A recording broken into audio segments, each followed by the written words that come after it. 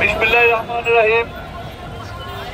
আমডিগুলা শাহী মসজিদ থেকে আমডিগুলা শাহী মসজিদের ইমাম খতিব মুফতি আজাদ সাহেবের নেতৃত্বে আমাদের আমডিগুলা শাহী মসজিদের যে ফিলিস্তিনের পক্ষে বর্বর ইসরায়েলি বাহিনীর বিরুদ্ধে যে মিছিল, সেটা এই ইউনিভার্সিটির টিএসসির মোড়ে থেমে গেছে। তার কারণ এরপর ওখানে যাওয়ার, মাঠে ঢুকা তো দূরের কথা, আশেপাশের সমস্ত রাস্তা এখন বাজে 3:45 সব মূল সমাবেশ হওয়ার কথা। ইতিমধ্যেই সমস্ত জায়গা লোকারণ্য হয়ে গেছে।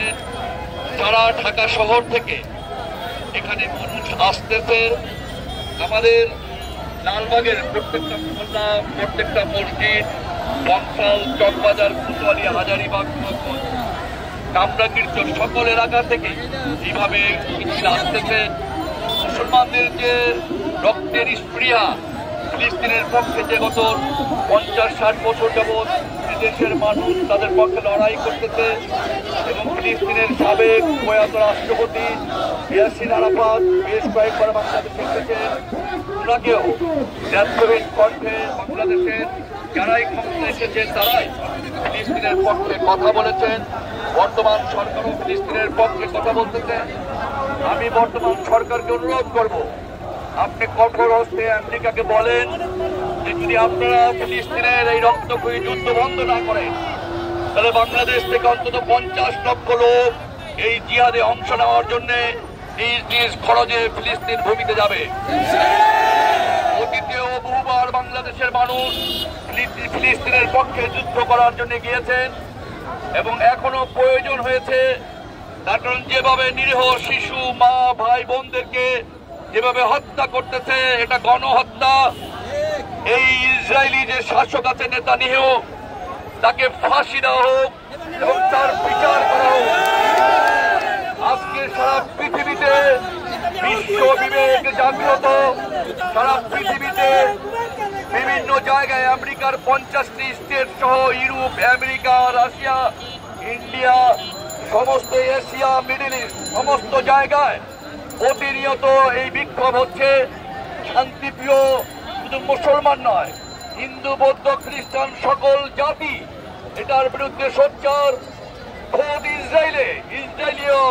ইসরায়েলিরাও এই যুদ্ধের বিরোধিতা করতেছে। কিন্তু যারা ক্ষমতায় আছে, নেতানিয়াহু, তার একগুঁয়েমির কারণে 50,000-এর ঊর্ধ্বে মানুষ এই গত কয়েকদিনেই মারা গেছে ফিলিস্তিনে।